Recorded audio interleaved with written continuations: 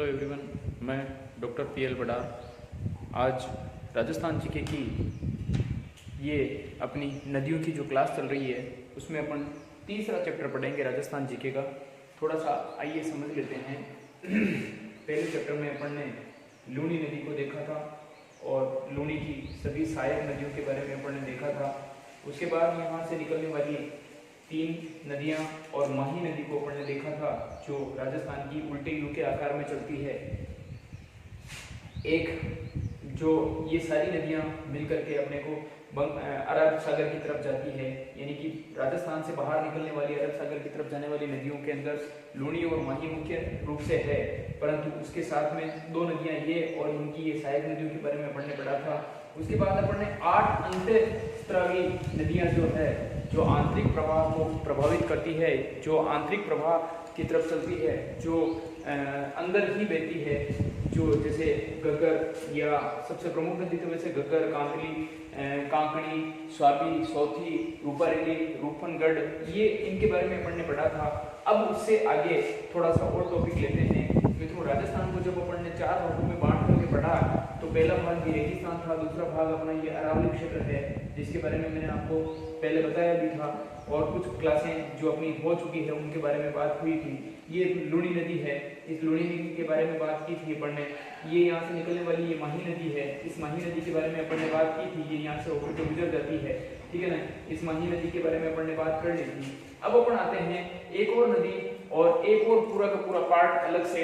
देखो, एक तो राजस्थान में समा रहा है, एक राजस्थान से निकल करके अरब सागर की तरफ जा रहा है, और एक राजस्थान से निकल करके सीधा का सीधा बंगाल की खाड़ी की तरफ जा रहा है। तो मित्रों, टॉपिक नंबर 3 या अफवाह तंत्र जो राजस्थान का तीसरा पार्ट है वो पढ़ेंगे अपन। बंगाल की खाड़ी में जल ले जाने वाली नदियाँ। कौन सी खाड़ी में? बंगाल की खाड़ी में जल ले जाने वाली नदियाँ। आज अपन बंगाल की खाड़ी के अंदर जितनी भी जल ले जाने वाली जो नदियाँ हैं उनके बारे में पढ़ रहे हैं। निश्चित रूप से आप और हम इस बात को देख करके इस बात से सहमत हैं कि भाई ये कौन कौन सी नदियाँ हैं या कहाँ से इनके बारे में जानकारी अपने को मिलती है। तो सबसे पहले अपन एकमात्र नदी को पढ़ेंगे, और वो नदी ही इस नदी के मतलब वैसे इधर ले जाने वाली नदियाँ 3 हैं, जो बाणगंगा है, एक चंबल है और गंभीरी है। ये तीनों नदियाँ यमुना नदी के अंदर जाकर के मिलती है और यमुना सीधा पानी बंगाल की खाड़ी में ले जाती है। इस बात का थोड़ा सा ध्यान रखते हैं अपन। 3 नदियाँ राजस्थान की किसमें मिलती है? यमुना के अंदर। एक बाणगंगा और दूसरी चंबल और तीसरी गंभीरी, है ना। तो हम इन तीनों का अलग अलग से वर्णन करेंगे। उससे पहले अपन सबसे पहले पढ़ते हैं अपन चंबल नदी के बारे में, क्योंकि चंबल नदी अगर पढ़ते हैं तो चंबल नदी के साथ साथ में इधर का जितना भी अफवाह तंत्र है यहाँ मतलब पूर्वी और दक्षिणी राजस्थान का जो जितना भी अफवाह तंत्र है उसके बारे में अपन पढ़ चुके होंगे या पढ़ लेंगे। क्योंकि अरावली से पूर्व दिशा की तरफ जितनी भी जो क्षमताएं हैं या जितनी भी जो जल अफवाह क्षेत्र है उसके बारे में अपन पूरा का पूरा यहाँ से जानेंगे। तो सबसे पहले टॉपिक लेते हैं अपन चंबल नदी। चंबल नदी के बारे में थोड़ी थोड़ी बातें कर लेते हैं। पहले अपन ओनली फॉर चंबल नदी के कुछ प्रश्न जो हमेशा पूछे जाते हैं उनके ऊपर बात करते हैं। एक छोटा सा टारगेट है, इधर देखिए अपन ने एक डायग्राम बनाया और डायग्राम में ओनली फॉर चे से चम्मच लिख रखा है। क्या लिख रखा है? ओनली फॉर चे से चम्मच लिख रखा है। चम्मच यानी कि चे से चम्मच, ठीक है, समझ में आ गई बात। उसमें चंबल नदी चे से, फिर कौन सा प्रपात बनाती है? चूलिया। कहाँ से प्रवेश करती है? चौरासीगढ़ से। कौन सी मतलब इसका उपनाम क्या है? चरमवती। और कौन से जिले में प्रवेश करती है? तो चित्तौड़गढ़ के अंदर प्रवेश करती है।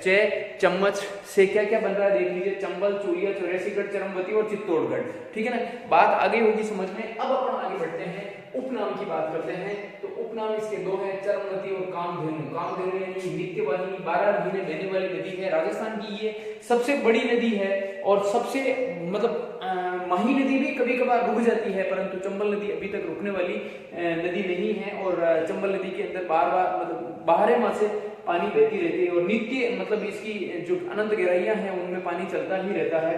तो ये राज्य में बहुत पीने के पानी से लेकर के सिंचाई के पानी तक काम आने वाली नदी है। हम अब आगे देखते हैं। राज्य की ये एकमात्र नित्यवाहिनी यानी रोजाना बहने वाली यानी 12 मास चलने वाली नदी है। राज्य की सबसे लंबी नदी भी है। इसका किलोमीटर से एरिया अभी हम आपके सामने रखेंगे। सबसे लंबी नदी है, इसके ऊपर थोड़ा सा ध्यान रखना। मध्य प्रदेश के महू की झना पहाड़ियां जानापाव की पहाड़ियों से ये निकलती है। महू याद रखना, मध्य प्रदेश, एमपी से अपनी एक नदी और भी आती है, आपको पता होना चाहिए, वो कौन सी है? माही नदी, जो कर्क रेखा को 2 बार काटती है। मध्य प्रदेश के मंदसौर जिले में, मध्य प्रदेश का जो मंदसौर जिला है, उस मंदसौर जिले के अंदर इस नदी के ऊपर एक गांधी सागर बांध बना है। इस नदी पर टोटल कितने? 4 बांध बने हुए हैं। एक गांधी सागर, 2, 3 और 4 बांध बने हुए हैं, जिनमें एक चित्तौड़ के अंदर है, 2 कोटा में है और एक मध्य प्रदेश के अंदर है। ठीक है ना, इसका ध्यान रखना। ठीक, गांधी सागर बांध बना हुआ है कहां पर? मध्य प्रदेश के अंदर, जो सिंचाई के रूप में काम आता है, लाइट बिजली उत्पन्न के रूप में भी काम में लिया जा रहा है। तीसरी बात मतलब इसके अंदर देखते हैं तो चूलिया जलप्रपात, यानी कि ये राजस्थान का सबसे ऊंचा जलप्रपात है, जिसकी ऊंचाई 18 मीटर है। कितना? सबसे ऊंचा जलप्रपात है और ये कितनी? 18 मीटर ऊंचाई है। राजस्थान के अंदर 5 जलप्रपात मुख्य रूप से हैं और राजस्थान के अंदर 5 ही त्रिवेणी संगम है। इस बात का ध्यान रखना, 5 जलप्रपात और 5 ही त्रिवेणी संगम, जो बेस्ट है, टॉपेस्ट है और अच्छे हैं और पढ़ने लायक है ना। तो फिर आगे बढ़ते हैं अपन। गांधी सागर चौरासीगढ़ के अंदर प्रवेश करती है, चूलिया जलप्रपात बनाती है, जो राजस्थान का सबसे ऊंचा 18 मीटर ऊंचा क्या है? जलप्रपात है। ये राज्य का सबसे ऊंचा जलप्रपात मैंने अभी आपको बता दिया था। अब आगे बढ़ते हैं अपन रावत भाटा चित्तौड़गढ़। रावत भाटा चित्तौड़ में राणा प्रताप सागर बांध बनाया गया है। क्या बनाया गया? राणा प्रताप सागर बांध इसके ऊपर बनाया गया, जो राजस्थान में जितने भी बांध बनाए गए हैं उनमें जल भराव क्षमता की दृष्टि से सबसे बड़ा बांध है। एक ऊंचा होता है, एक लंबा होता है, एक गहरा होता है और एक भराव क्षमता में सबसे ज्यादा होता है। तो ये बांध भराव क्षमता में सबसे ज्यादा बड़ा बांध है। कोटा जिले में कोटा बैराज और जवाहर सागर बांध इस नदी के ऊपर बनाए गए हैं। याद करने लायक बात है, कोटा जिले के अंदर कोटा बैराज व जवाहर सागर बांध इस नदी के ऊपर बनाए गए हैं। कौन सी नदी? चंबल नदी के ऊपर बनाए गए हैं। फिर आगे बढ़ते हैं तो कोटा व बूंदी जिले की सीमा बनाती है। सबसे बड़ी बात है, ये कोटा और बूंदी जिले की प्राकृतिक सीमा बना रही है। यहाँ पर देखना, ये कोटा है, कोटा और बूंदी की ये प्राकृतिक सीमा बनाती है, यानी कि इस दोनों जिलों के बीच में होकर के गुजरती है। और तीसरी मतलब अगली इंपोर्टेंट कड़ी आती है तो ये 6 जिलों में बहती है। याद करना, 6 जिलों में लूणी भी बहती है और 6 जिलों में चंबल भी बहती है, 6 जिलों में बनास भी आएगी। याद करने लायक बात है, 6 तो याद करना, 6 में से पहला चित्तौड़गढ़, कोटा, बूंदी, सवाई माधोपुर, करौली और धौलपुर। ये ध्यान रखना, मतलब इन जिलों के अंदर चित्तौड़, कोटा, बूंदी, सवाई माधोपुर, करौली और धौलपुर के अंदर, ये 6 जिलों के अंदर ये नित्य प्रवाह होती रहती है और अलग अलग जगह के ऊपर अलग अलग नदियां आकर के इनके अंदर मिलती रहती है। तो देखते हैं कुछ चीजें और आगे देखते हैं अपन सर्वाधिक इस नदी से क्या क्या चीजें होती है राजस्थान के अंदर। तो सबसे पहली चीज देखते हैं सर्वाधिक अवनालिका अपर्दन। तो अपर्दन भी 2-3 प्रकार से होता है, हवा से अपर्दन होता है, पानी से अपर्दन होता है। तो ये पानी के अंदर जो अपर्दन होता है, जिसके अंदर ये जैसे नदी बह रही है, इस नदी के अंदर बड़े बड़े गड्ढे, इस तरह से गड्ढे पड़ जाते हैं, जिन्हें मतलब वो कंदराओं के रूप में, यानी कि ये डेवलपमेंट हो जाता है इनका। तो सर्वाधिक अवनालिका अपर्दन इस नदी के द्वारा होता है। सर्वाधिक बीहड़ भी इस नदी के किनारे पर, यानी कि धौलपुर जो जिला है अपना, वहां पर डेवलपमेंट हो चुके हैं, मतलब हुए हैं। बूंदी में इस नदी की सहायक नदी जो है, इस नदी की सहायक नदी एक मांगली नदी है। उस मांगली नदी के ऊपर भीमतल जलप्रपात बना हुआ है। ये दूसरा जलप्रपात मान लीजिए राजस्थान का। 5 जलप्रपातों के बारे में अपन बात करेंगे। तो भीमतल जलप्रपात मांगली नदी के ऊपर बना हुआ है, जो बूंदी के अंदर है और इस नदी के सहायक नदी है। राज्य का पहला हैंगिंग ब्रिज, हैंगिंग यानी उठने वाला, खुलने वाला या टूट करके अलग होने वाला, कोटा शहर के अंदर चंबल नदी के ऊपर बना हुआ है। राज्य का पहला हैंगिंग ब्रिज है ना, हैंगिंग यानी उठा दिया जाने वाला। जिस तरह से ये जो भाग है, ये नीचे नदी बह रही है और ये इधर पुल हो गया यहाँ से, तो ये भाग उठ करके इधर आ जाए, ये भाग उठ करके उधर चला जाए, इस तरह का मतलब मैटर होता है। इसे हैंगिंग ब्रिज कहते हैं। ठीक है, एकमात्र ऐसी नदी जिसके 100 किलोमीटर एरिया के अंदर 4 बांध बने हुए हैं। आपको पता होना चाहिए, गांधी सागर, राणा प्रताप सागर, कोटा बैराज और महाराणा प्रताप सागर, ये चारों बांध जिनके बारे में अभी मैंने आपको बताया था। पहला गांधी सागर, दूसरा राणा प्रताप सागर, तीसरा कोटा बैराज और चौथा कौन सा बांध है अभी मैंने आपके सामने रखा था, आपको बताया भी था, आप याद कर लीजिए। आज वीडियो को पूरा देखने की कोशिश करना, क्योंकि मित्रों मैं लास्ट में 5 प्रश्न ऐसे जो परीक्षा के अंदर आने वाले होंगे उन प्रश्नों के बारे में अपन चर्चा करेंगे कि भाई कौन कौन से प्रश्न आएंगे और कैसे प्रश्न आने लायक हैं उनके बारे में, ठीक है ना। तो कौन सा बांध है, अंतिम बांध की बात कर रहे थे, मतलब चौथा बांध कौन सा बांध है आप बताइए। देखिए हाँ बोलो, यस, राणा प्रताप सागर एक, दूसरा जवाहर सागर, तीसरा कोटा बैराज, चौथा गांधी सागर। हाँ ठीक, गांधी सागर, राणा प्रताप सागर, कोटा बैराज और अंतिम कौन सा, जवाहर सागर, है ना, ध्यान रखना ये चारों बात है। फिर आगे चलते हैं, एकमात्र ऐसी नदी, ठीक है, 3 राज्यों के अंदर बहती है, एमपी, यूपी और राजस्थान, 3 राज्यों के अंदर ये नदी बहती है। एमपी के अंदर उद्गम स्थल है इसका, राजस्थान में होते हुए यूपी के अंदर यमुना में जाकर के ये मिल जाती है। फिर आगे बढ़ते हैं, तो एमपी में राजस्थान के प्राकृतिक सीमा बनाती है, जिस तरह से कोटा और बूंदी की प्राकृतिक सीमा बनाती है, तो कोटा बूंदी से आगे निकलने के बाद एमपी और राजस्थान की प्राकृतिक सीमा बनाती है। पहला नदी अभ्यारण्य जो चंबल घड़ियाल अभ्यारण्य के नाम से जाना जाता है, वह इसी नदी के अंदर ऊपर बना हुआ है और कोटा से इसी नदी के ऊपर बसा हुआ है। ध्यान रखना, कोटा से इसी नदी के ऊपर बसा हुआ है। सबसे इंपॉर्टेंट बात तो यहाँ आकर के होगी कि सहायक नदियां, और इसकी सहायक नदियों में वेरी इंपॉर्टेंट नदियां हैं काली सिंध, परवन, आहू, पार्वती, बनास, मांगली, बामनी, निवाद, रेवा, ईज, मेज और गुंजारी। मित्रों इनको पढ़ने के बाद, और इनमें भी सबसे बड़ी इसकी सहायक नदी बनास को बात करेंगे, और इनको पढ़ने के बाद मित्रों चंबल नदी का पूरा ब्रिकेट अपन तैयार कर सकते हैं। जो राजस्थान के अंदर ये चंबल नदी जो प्रवेश करके ये बहती है ना, तो इसकी जो ये सहायक नदियां हैं, अब प्रत्येक नदी के अंदर भी, जैसे बनास है तो बनास की काफी सारी सहायक नदियां हैं, उनके साथ साथ में बढ़ते हुए अपन इनको आगे देखेंगे। देखते हैं अपन आगे चंबल की सहायक नदियों के बारे में देख लेते हैं, क्योंकि अपन ने अभी चंबल पढ़ी थी। अब चंबल की सहायक नदियों के लिए थोड़ा सा जो डायग्राम अपन ने सेट किया है, इस डायग्राम को इतना तसल्ली पूर्वक देखें आप कि इससे अपने को हर एक चीज क्लियर हो जाए, है ना, तसल्ली पूर्वक। मैंने कुछ कोशिश की है कि जो नदी जिसकी सहायक है उस नदी के साथ साथ में उसको एक साथ एंगल कर दिया जाए, तो कुछ एंगल्स किए हैं उसके ऊपर बात करते हैं। तो चंबल की सहायक नदियों में सबसे पहले बामनी याद करें, हैं, ठीक है ना। सबसे पहले कौन सी नदी याद करेंगे कोई, बामनी। ये हरिपुरा चित्तौड़गढ़ के अंदर से इसका उद्गम स्थल है, हरिपुरा नामक स्थान से चित्तौड़गढ़ जिले के अंदर इसका उद्गम स्थल है। ये भैंसरोडगढ़ चित्तौड़ के अंदर आते आते चंबल के अंदर विलीन हो जाती है। बस इसकी ये 2 बातें आपको याद रखनी जरूरी है। भैंसरोडगढ़ चंबल के अंदर आकर के ये क्या करती है, चंबल के अंदर ये हो जाती है, विलीन हो जाती है। उसके बाद आती है ईज नदी, है ना, ईज नदी क्या आती है, ईज नदी। कौन सी नदी आएगी, ईज नदी। भैंसरोडगढ़ से इसका उत्पन्न होता है, जहां पर ये चंबल नदी अंदर जा रही है, मतलब विलीन हो रही है चंबल नदी के अंदर, कौन, बामनी नदी, वहां पर इसका उद्गम स्थल है। ये डाबीवन चित्तौड़गढ़ के अंदर आकर के चंबल नदी के अंदर मिल जाती है। कहां पर मिलती है, डाबीवन चित्तौड़ के अंदर आकर के। अब इसके बाद तीसरी सबसे इंपॉर्टेंट नदी आती है मेज नदी। कौन सी नदी आती है, मेज नदी। मित्रों ये मेज नदी भीलवाड़ा जिले के अंदर बिजोलिया गांव है, जहां पर अभी वर्तमान के अंदर पट्टियां, ये बड़ी बड़ी पत्थर की कांसे की खाने हैं, वहां पर इसका उद्गम स्थल है, ठीक है। और ये भीलवाड़ा और बूंदी के अंदर बहते हुए 2 जिलों के अंदर बहती है। सीनपुर गांव बूंदी के अंदर ये जाकर के चंबल में मिल जाती है। कौन सी नदी, मेज, ठीक है। मेज नदी बिजोलिया, भीलवाड़ा और बूंदी के अंदर बहती है। बिजोलिया में इसका उद्गम स्थल है, भीलवाड़ा और बूंदी के अंदर बहती है।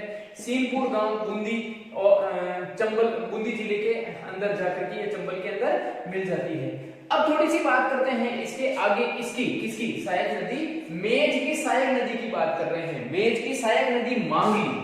मेज की सहायक नदी कौन है, मांगली। मेज की सहायक नदी मांगली। और मांगली भीलवाड़ा जिले के अंदर से उत्पन्न होती है और भीलवाड़ा और बूंदी के अंदर बहते हुए बाइन खेरा, बूंदी जिले के अंदर एक स्थान है बाइन खेरा, वहां जाकर के मेज नदी किसमें मिल जाती है, मेज नदी में मिल जाती है। ये यानी कि इस मेज नदी में ये मांगली नदी आकर के मिल जाती है। मित्रों मैंने थोड़ी ही देर पहले बताया था कि मांगली नदी के ऊपर क्या बना हुआ है, एक भीमलत क्या बना हुआ है, क्या कहते हैं उसको, जलप्रपात बना हुआ है। थोड़ी देर पहले ही मैंने आपको इसके बारे में बताया था। अब चलते हैं मांगली नदी की सहायक नदी के बारे में पढ़ लेते हैं। फिर मांगली नदी की सहायक नदी कौन सी है, तो घोड़ा पछाड़। घोड़ा पछाड़ कौन सी नदी? घोड़ा पछाड़ नदी। ये देखो घोड़ा पछाड़ नदी, ये बिजोलिया नामक जहां से ये नदी निकल रही है उसके आसपास के क्षेत्र से ये निकलती है। बिजोलिया नामक झील है छोटी सी, वहां से इसका उद्गम स्थल है। और सागवाड़ा बूंदी में मांगली नदी के अंदर जाकर के ये मिल जाती है। इस बात को ध्यान रखना, ये सागवाड़ा मांगली नदी के अंदर मिल जाती है। मित्रों जैसे ये देखिए कि यहाँ से मांगली नदी का उद्गम स्थल है, ये इस तरह से चली जाती है, ठीक है। और फिर ये नदी आ रही है मेज नदी, सॉरी मांगली नदी के अंदर ये आकर के मिल जाती है। घोड़ा पछाड़ यहाँ आकर के मिल रही है, फिर ये आगे चलती चलती यहाँ आकर के मेज नदी में मिल जाती है, और मेज नदी इधर से आकर के आगे जाकर के चंबल में मिल जाती है। ये इस तरह का डायग्राम कुछ सेट होता है इन नदियों का। फिर आगे चलते हैं तो घोड़ा पछाड़ के बाद ये, और फिर आते हैं तो किसके अंदर जाएंगे? चंबल की चौथी सहायक नदी आती है, वेरी इंपोर्टेंट नदियों के अंदर चौथी सहायक नदी आती है काली सिंध। कौन सी नदी आ रही है? काली सिंध।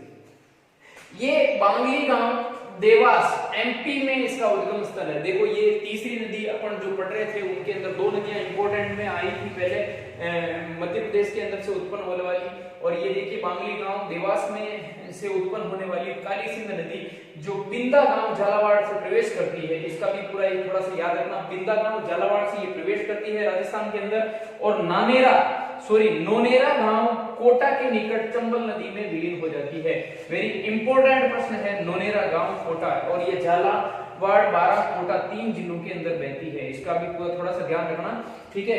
ये और वहां जाकर के चंबल में विलीन हो रही है। कहां पर? नोनेरा गांव कोटा के निकट चंबल में विलीन हो जाती है। झालावाड़, बारां और कोटा ये 3 जिलों के अंदर बहती है, क्योंकि झालावाड़ में इसका प्रवेश स्थल है, कोटा के अंदर बहते हुए ये, बारां के अंदर बहते हुए ये कोटा में जाकर के ये मिल जाती है। तो ये 3 नदियां यहाँ पर आकर के मिलती है। अब देखते हैं तो एक छोटी सी बात और करते हैं, तो इस काली सिंध की एक सहायक नदी है परवन नदी। किसकी नदी है? काली सिंध की एक सहायक नदी है परवन नदी। तो परवन नदी मालवा के पठार के अंजार व घोड़ा पछाड़ नामक मतलब मालवा के पठार से अंजार व घोड़ा पछाड़ नामक नदियों की संयुक्त धारा जो निकलती है, ये घोड़ा पछाड़ जो नदी है ये भी मतलब वहां से आ रही है। तो ये तो बिजोलिया के आसपास से आ रही है, पर ये जो घोड़ा पछाड़ है ये थोड़ा अलग है, ठीक है ना। मालवा के पठार से अजनार व घोड़ा पछाड़ नामक नदियों की संयुक्त धारा निकलती है, और राजस्थान में ये खेरी बोर झालावाड़ से इसका प्रवेश होता है। ये मनोर थाना दुर्ग, यानी कि एक जो किला है अपने राजस्थान का, मनोर थाना दुर्ग कहा जाता है। परवन में काली सिंध नदियों के किनारे मतलब मध्य में बना हुआ ये किला है, ठीक है ना। तो इस काली सिंध और परवन नदियों के मध्य, संयुक्त रूप से मध्य जो मनोर थाना नामक दुर्ग बना हुआ है, वो बनाते हुए खेरी बोर झालावाड़ में होते हुए ये 12 में शेरगढ़ अभ्यारण्य के अंदर बहती है। ध्यान रखना, 12 में शेरगढ़ अभ्यारण्य, क्योंकि कभी भी प्रश्न पूछे जाते हैं तो फुलवारी के नाम में कौन सी है, सीतामाता अभ्यारण्य में कौन सी है, और 12 में शेरगढ़ अभ्यारण्य में कौन सी है, तो इनके बारे में है। तो रामगढ़ कोटा के निकट ये काली सिंध में जाकर के मिल जाती है। कहां पर जाकर के मिलती है? रामगढ़ कोटा के अंदर जाकर के ये काली सिंध में मिल जाती है। फिर चलते हैं थोड़ा सा आगे, देखिए अपन देख रहे थे चंबल नदी और चंबल नदी की सहायक नदियां, सहायक नदियों की भी सहायक नदियां साथ साथ में अपन देखते जा रहे हैं। तो कुछ चीजें देखिए। आहू नदी, ये आहू नदी काली सिंध की सहायक नदी है। ये सूशनेर नामक स्थान से मध्य प्रदेश से इसका उद्गम स्थल होता है। नंदपुर झालावाड़ से ये राजस्थान, नंदपुर झालावाड़ नामक जिले के अंदर जो स्थान है वहां से ये राजस्थान के अंदर प्रवेश करती है, नंदपुर झालावाड़ से। इसके मतलब संगम पर ये गागरोन दुर्ग, मतलब झालावाड़ के अंदर ये बना हुआ है। गागरोन दुर्ग झालावाड़ के निकट ये काली सिंध के अंदर आकर के ये मिल जाती है। मित्रों जब ये गागरोन झालावाड़ के अंदर आकर के मिलती है, गागरोन दुर्ग के निकट काली सिंध के अंदर, तो आहू व काली सिंध जो नदियां हैं, ये दोनों नदियां हैं, इनके संगम के ऊपर जो ये गागरोन का जो जलदुर्ग बना हुआ है, ये राजस्थान का एकमात्र जलदुर्ग है। इसका थोड़ा सा याद करना, और इसके साथ साथ में इसके 2 प्रश्न और भी याद कर लेना। ये गागरोन एकमात्र जलदुर्ग होते हुए इसमें मिट्टे शाह की दरगाह व संत पीपा की छतरी यहाँ पर बनी हुई है। इन प्रश्नों के ऊपर थोड़ा सा ध्यान रखना। आहू व काली सिंध नदी के किनारे पर, ये आहू और काली सिंध नदी के किनारे पर ये आकर के मिलती है। कौन आकर के मिल रही है अंदर? आहू नदी और काली सिंध नदी जहाँ मिल रही है, कि आहू और काली सिंध नदी जहाँ पर मिल रही है वहां पर गागरोन का किला बना हुआ है, जिसे राजस्थान का एकमात्र जल दुर्ग कहते हैं। और ये इसके अंदर मिट्टे शाह की दरगाह और संत पीपा की छतरी बनी हुई है। आहू नदी के किनारे पर दर्रा अभ्यारण्य, वेरी इंपॉर्टेंट प्रश्न है, ये कोटा के अंदर है, ठीक है ना। तो ये थोड़ा सा याद रखना, दर्रा अभ्यारण्य मतलब आहू नदी के किनारे पर स्थित है।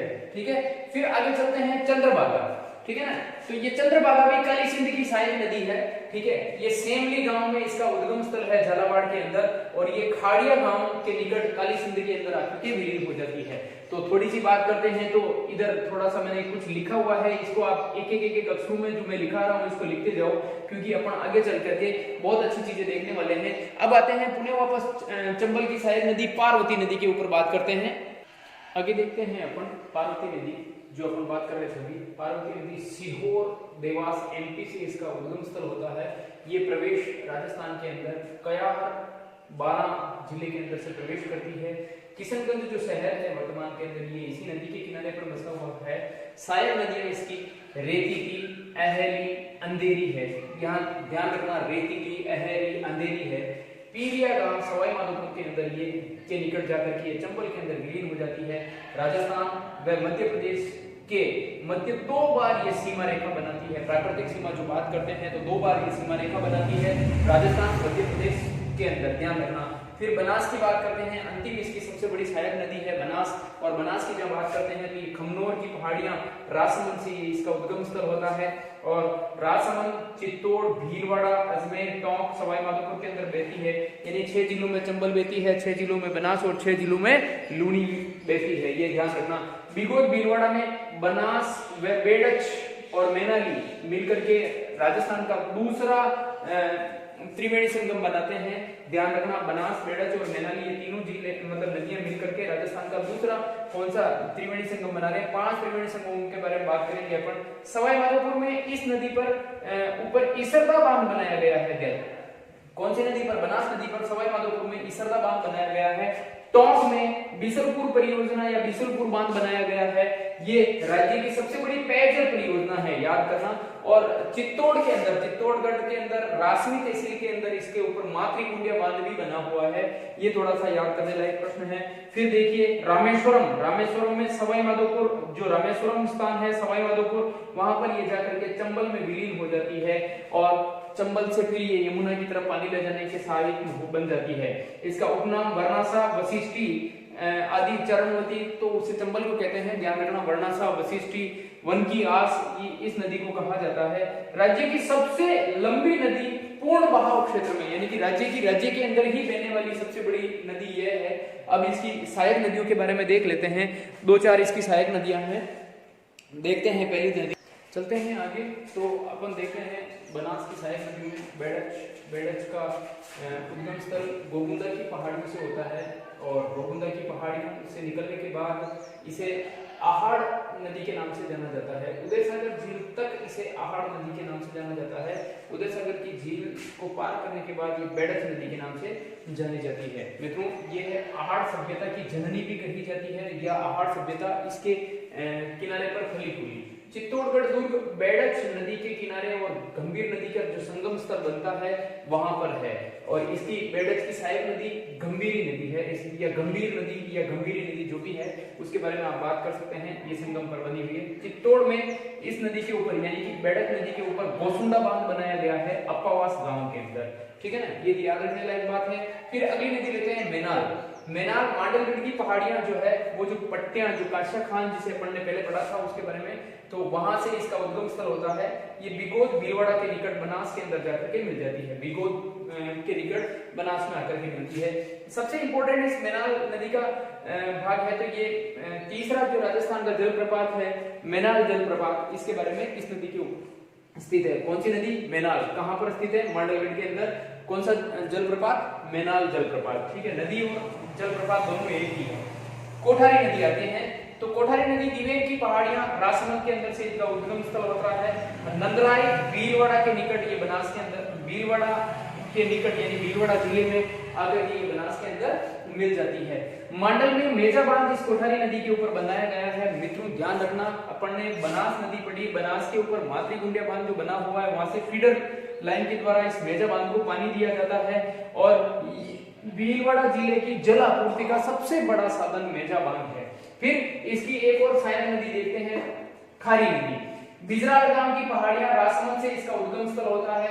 अजमेर में नारायणा बांध, इस खारी नदी के ऊपर बांध बनाया गया। वेरी इंपॉर्टेंट प्रश्न है, ध्यान रखना इस बात को, ठीक है। राजसमंद, भीलवाड़ा और अजमेर, इन 3 जिलों के अंदर ये बहती हुई देवली, टोंक में खारी, डाइव और बनास, त्रिवेणी संगम, ये देख लीजिए राजस्थान के अंदर बनास के ऊपर बनने वाला तीसरा त्रिवेणी संगम अपन ने देख लिया, ठीक है। त्रिवेणी संगम बनाती हुई ये इसके अंदर बनास के अंदर विलीन हो जाती है और बनास आगे जाकर के चंबल के अंदर विलीन होती है। मित्रों, तो कुछ चीजें अपन ने ये देखी, ये अपन ने अफवाह तंत्र पढ़ा था। जो अफवाह तंत्र है बंगाल की खाड़ी की तरफ पानी ले जाने वाला। एक और नदी आती है बंगाल की खाड़ी की तरफ पानी ले जाने वाली, और उसके बारे में अपन देख लेते हैं। एक गंभीरी नदी है जो सीधा पानी ले जाती है, और उसके अलावा एक और है, वो अभी देख लेते हैं। यानी कि 3 नदियां किसमें पानी ले जाती है सीधा सीधा, 3 नदियां सीधा सीधा पानी यमुना के अंदर ले जाती है, और 4 नदियां सीधा सीधा पानी अरब सागर की तरफ ले जाती है, ठीक है ना।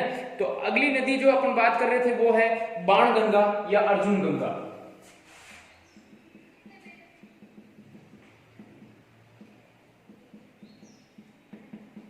ये नदी स्वतंत्र रूप से यमुना के अंदर पानी ले जाती है। यानी कि अपन पढ़ रहे थे अरब सागर, सॉरी, बंगाल की खाड़ी की तरफ पानी ले जाने वाली नदियों के बारे में पढ़ रहे थे।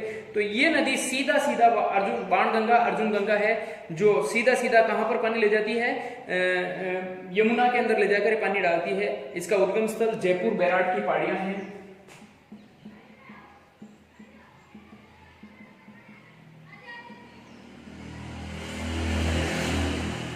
आपको पता होना चाहिए यहीं पर बैराट सभ्यता है। वही बे से बैराट आपको याद आ जाना चाहिए, क्योंकि पूरी की पूरी चीजें हमने पढ़ा रखी है। बे से बैराट पूरा याद आ जाना चाहिए। फिर आगे चलते हैं अपन, बे से बैराट वाली बात भी हो गई।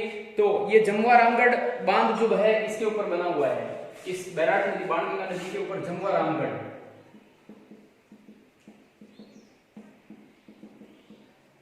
जमवा रामगढ़ बांध भी इस नदी के ऊपर बना हुआ है। फिर आगे देखते हैं अपन एक और चीज इसके ऊपर। तो उत्तर प्रदेश में फतेहाबाद के निकट ये यमुना में मिल जाती है। भरतपुर में इस पर अजान बांध बनाया गया है, ठीक है ना। भरतपुर में अजान बांध, और यमुना में मिलती है फतेहाबाद में।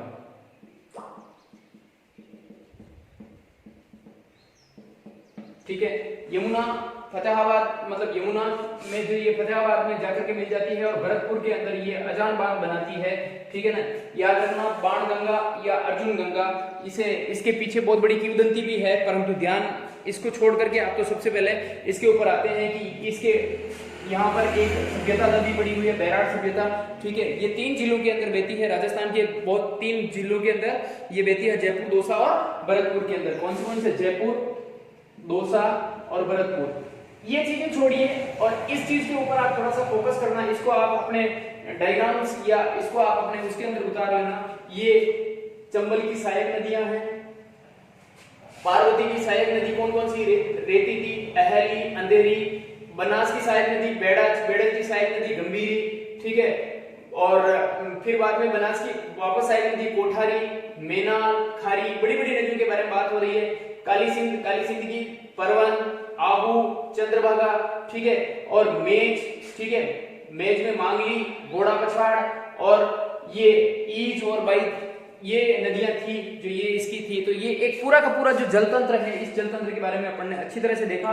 इसी के साथ साथियों नमस्कार, शेयर करें और लाइक करें, सब्सक्राइब करें, अधिकतम इसको आगे से आगे पहुंचाने की कोशिश करें ताकि ये किसी के काम आ सके। और कल से नियमित हर एक वीडियो के साथ में टेस्ट होगा। धन्यवाद, बहुत बहुत धन्यवाद।